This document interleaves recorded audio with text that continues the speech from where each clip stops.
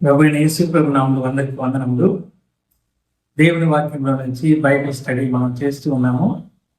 ప్రకటన గ్రంథం 2వ అధ్యాయము 8వ వచనం చదువుకుందాం. స్మరణలో ఉన్న సంఘపు దూతకు ఇలాగు రాయము, మొదటి వాడును కడపటి వాడునైంది, మృతుడై మరలా బ్రతికిన వాడు చెప్పు సంగతులు వినగా. ప్రభు సహాయం కొరకు చిన్న ప్రార్థన చేసుకుని ధ్యానం చేద్దాం. ప్రేమ కలిగిన మా ప్రియ పరలోక తండ్రి, ఇచ్చిన శ్రేష్టమైన సమయం మా కొరకే దీవెనకరంగా చేసి మీరు మహిమ పొందమని యేసుక్రీస్తు ప్రభువు పేరిట స్తోత్రములు చెల్లించుకుంటూ ప్రార్థిస్తున్నాము తండ్రి, ఆమేన్. ప్రభునందు ప్రియ సోదరి సోదరులారా, మొదటి సంఘం ఎఫెసీ సంఘ ధ్యానాలు మనం ధ్యానం చేశాం. స్మరణ అనేటువంటి 2వ సంఘాన్ని గురించి మనం ధ్యానం చేస్తున్నాము. ఈ స్మరణ అనేటువంటిది ఒక అందమైనటువంటి పట్టణము, ధనికమైనటువంటి పట్టణము.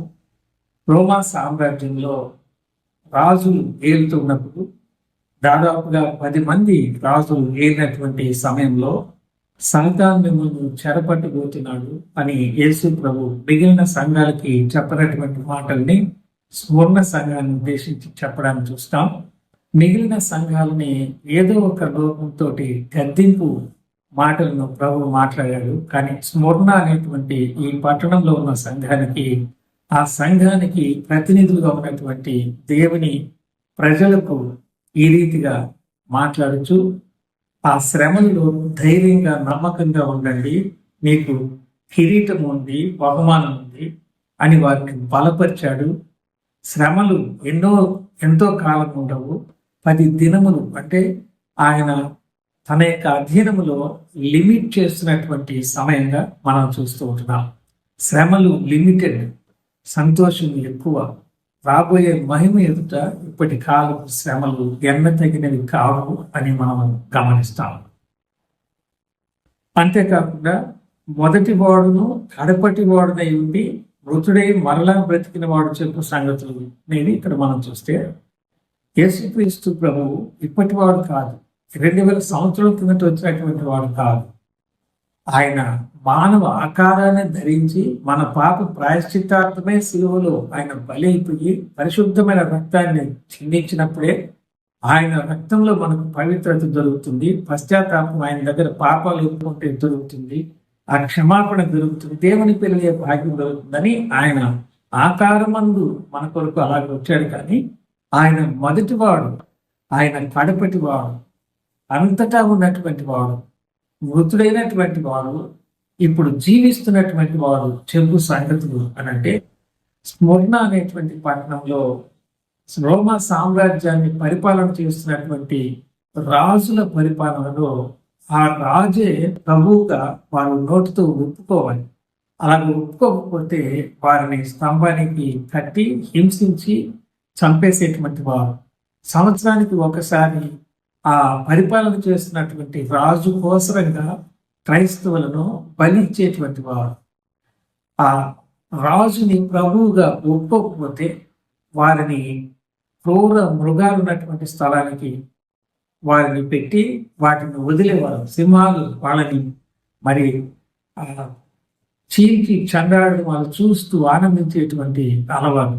సంవత్సరానికి ఒకసారి ఏ రాజు అయితే పరిపాలన చేస్తారో ఆ రాజు కోసరంగా క్రైస్తవులను సజీవంగా దహించి ఫలించేటువంటి అలవాటు వారికి ఉంది. ఇంకా క్రైస్తవులైనటువంటి వారు మాత్రమే వారు క్రైస్తవుడు అని పిలువబడితేనే చంపేసేటువంటి ఆ దినాలు. అంతేకాకుండా క్రైస్తవులని ఎంతవరకు అంటే వారికి లోకంలో బ్రతకడానికి అర్హత లేదు అన్నట్లుగా వాళ్ళు చూచేటువంటి అలవాటు కలిగిన వారు. అత్యంత కిరాతకంగా హింసించబడినటువంటి సంఘముగా స్మరణ సంఘము మనం చూస్తాం. వాళ్ళు పేదలు శారీరకంగా, కానీ ఆత్మీయంగా ధనవంతులని యేసు ప్రభువే చెప్తాడు. Poorest but purest in spirit. శరీరరీతిగా పేదలే కానీ ఆత్మీయంగా వారు ధనవంతులని యేసు ప్రభువే వారిని గురించి సాక్ష్యం ఇచ్చినట్టుగా మనం చూస్తాం. నీ శ్రమను దరిద్రతను నేను ఎరుగుతును, అయినను నీవు ధనవంతుడిని తాము యూదులమని చెప్పుకొనొచ్చు, యూదులు కాక సాతాను సమాజపు వారి వలన నీకు దూషణ నేను ఎరుగుదును. నీకు కలుగు దూషణ నేను ఎరుగుదు, నీవు పొందబో శ్రమలకు భయపడకుము అంటున్నాను. నీ శ్రమను దరిద్రతను నేను ఎరుగుదును అంటే వాళ్ళు శారీరకంగా బీదవారే కానీ ఆత్మీయంగా వారిని గురించి ప్రభు చెప్తున్న మాట, అయినను నీవు ధనవంతుడవే అంటున్నా. ధనవంతుడుగా ఉన్నటువంటి దేవుడు దరిద్రులమైన మన కొరకు దరిద్రుడిగా వచ్చి మనల్ని ధనవంతులుగా చేసినటువంటి ప్రభువుని మనం జ్ఞాపకం చేసుకుంటాం. దేవుడు అంత ధనవంతుడు లోకంలో ఎవ్వరు లేరు.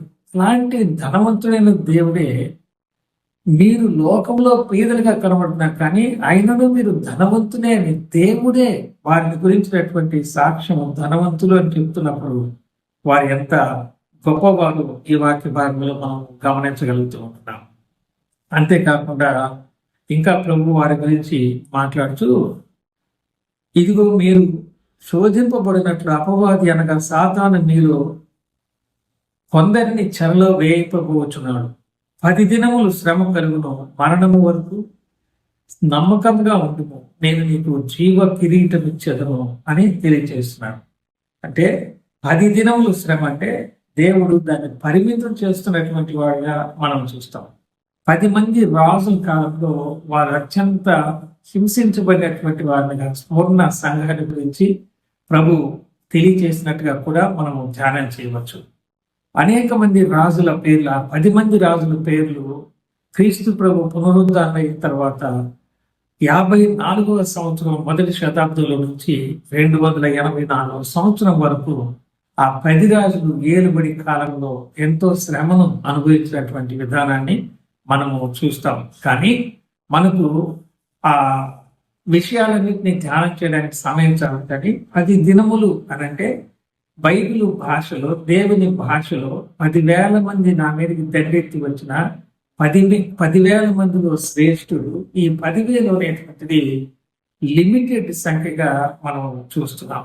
అందుకనే దేవుడు మీకు వచ్చే శ్రమలు కొంచెమే కానీ మహిమ గొప్పది, ఇప్పటి కాలపు శ్రమలు రాబోదు మహిమ ఎదుట ఎన్నతగినవి కావు అని పేతురు భక్తుడు కూడా తెలియజేసిన మాటలు మనము గమనించగలుగుతున్నాం.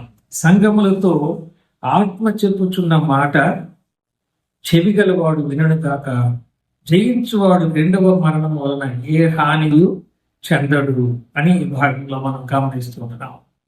చెవిగలవాడు ఆత్మ చెప్పుచున్న మాట వినుగాక అనేటువంటి సంఘములతో అనే బహువచనాన్ని ప్రభు వాడడాన్ని మనం గమనిస్తాం. మాట్లాడింది వ్రాసింది స్మరణకే కానీ సంఘములతో అని ఎందుకు చెప్పాల్సి వచ్చింది అంటే సర్వలోకములో ఉన్నటువంటి ఆయన స్థానిక సంఘములతోటి తన ఆత్మ ద్వారా దేవుడు మాట్లాడుతున్నప్పుడు వినుగాక అనేటువంటి మాటని మనము ఈ వాక్యంలో ప్రత్యేకించి మనము చూడగలుగుతుంటున్నాం. అంతేకాకుండా వారి యొక్క కిరీటాన్ని గురించి కూడా మనం చూస్తే ఆ శ్రమ అయిన తర్వాత వారికి బహుమానం ఉంది. పందెపు రంగంలో గెలిచినటువంటి వాళ్ళకి మాత్రమే గెలిచిన దానికి గుర్తుగా ఇచ్చేటువంటి ఆ యొక్క బహుమానం మనం చూస్తాం. వారందరినీ కూడా ప్రభు ఏమని ఆయన తెలియజేస్తారంటే, యు ఆర్ మై విన్నర్స్, నా కొరకు గెలిచినటువంటి వాళ్ళు మీరు అని తెలియజేస్తున్నారు.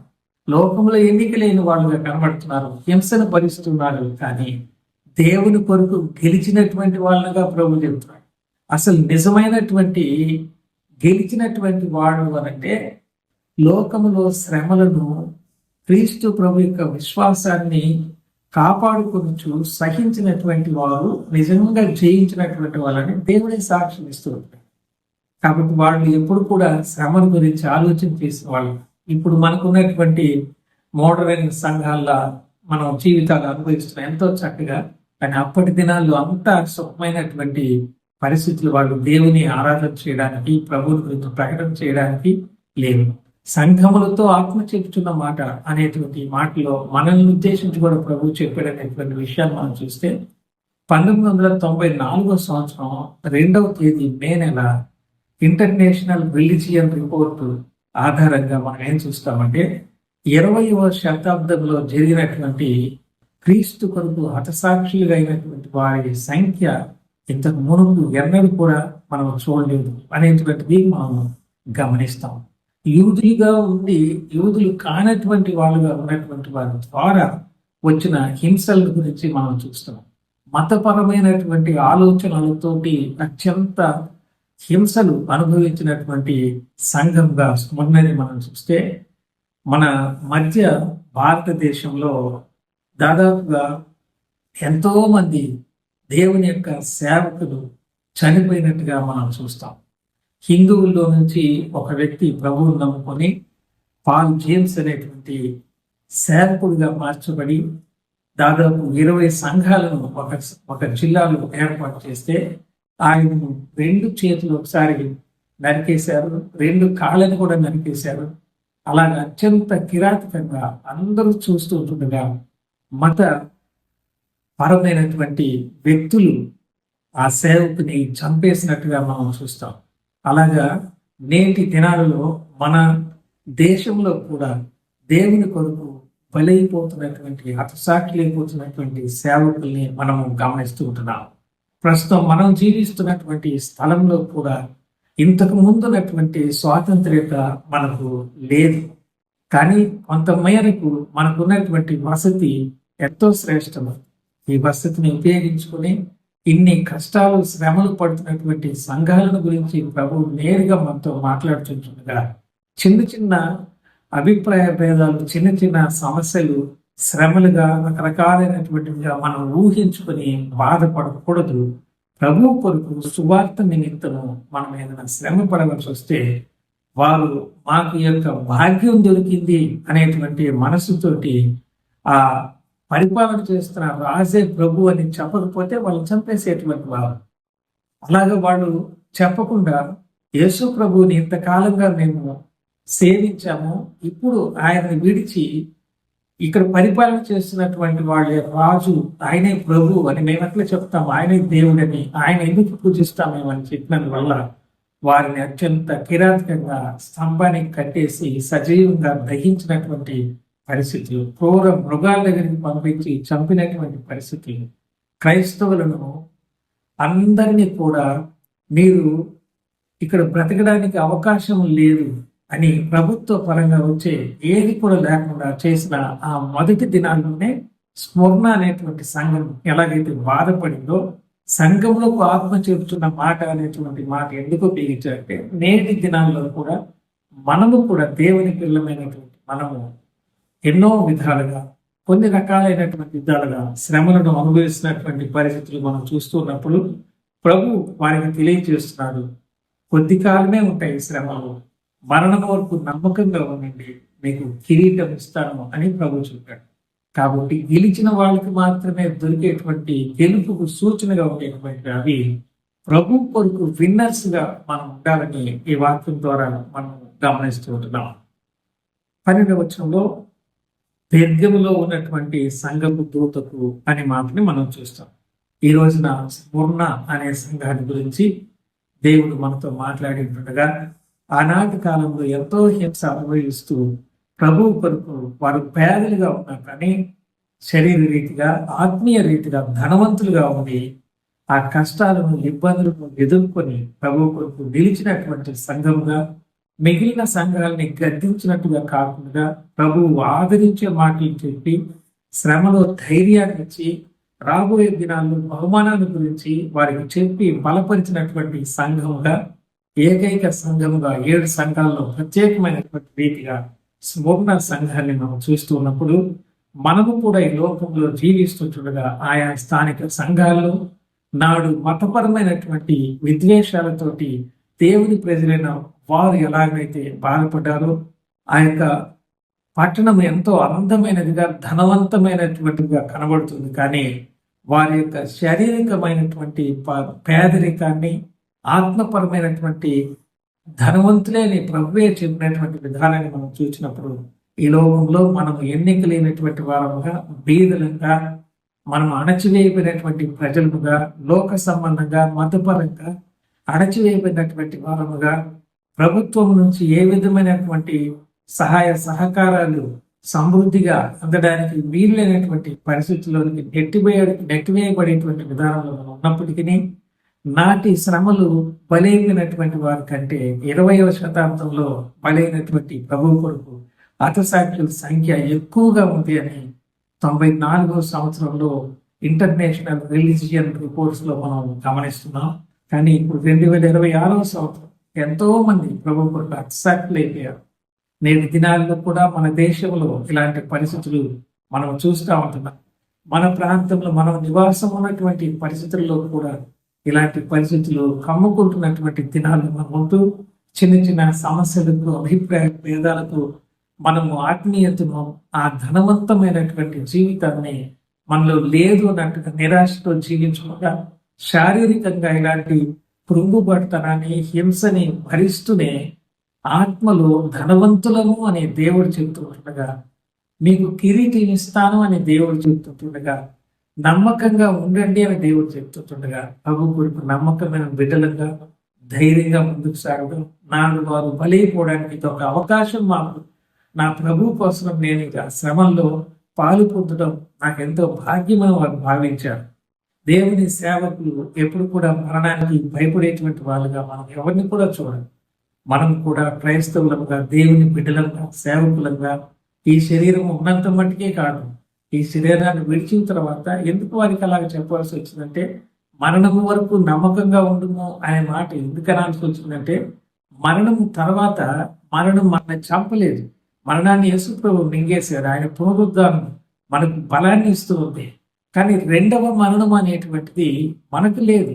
కానీ యేసు ప్రభువును నమ్మనటువంటి వాళ్ళకి వీళ్ళు మరణించిన పాపంలో ఉండి ఒప్పుకోకుండా రక్షణ లేకుండా మరణించిన ఈ మరణమే వాళ్ళని రెండవ మరణాన్ని తీసుకుని వెళ్తుంది. ఆ రెండవ మరణంలో పురుగు చావదు, అగ్ని ఆరు. అంత శ్రమలు జీవితంలో ఇంకెన్నడూ నేను ఇట్లా చేయమని అనుకున్నా కానీ అక్కడ వాళ్ళు తప్పించుకోవడానికి లేదు. పురుగు చావదు, అగ్ని ఆరదు. అలాంటి రెండవ మరణాన్ని దేవుడు మనకు తప్పించాడు. కాబట్టి ఈ తాత్కాలికమైనటువంటి ఆయుష్కాలం శరీరంలో ఉన్నంత మటుకు రకరకాల శరీర బలహీనతలు, రకరకాల పరిస్థితులు, మాటలు, నిందలు ఇవన్నీ కూడా ప్రభు కోసం మనం భరిస్తూ ధైర్యంతో ముందుకు సాగడానికి మీరు ధనవంతులే, మీకు బహుమానం ఉంది, మీరు ధైర్యంగా ఉండండి, నమ్మకంగా ఉండండి, ఎవర్ మై విన్నర్స్ అని ప్రభు మనల్ని ప్రతినిధులుగా పెట్టుకున్నాడు. అది మనం జ్ఞాపకం చేసుకున్నప్పుడు ఎంతో సంతోషంతో ప్రభు కొరకు మనం జీవించవచ్చు. ఈ చిన్న చిన్న బలహీనతలో ప్రభు కొరకు కూడా చూపిస్తాడు. మన అవసరాల అక్కర్లు ఎరిగినటువంటి దేవుడు మనం కలిగి ఉన్నామని ఈ చిన్న భాగంలో మనం చూస్తాం. దేవుడి మాటలు మన వెనుకటి ఆశీర్వాదం అందరికీ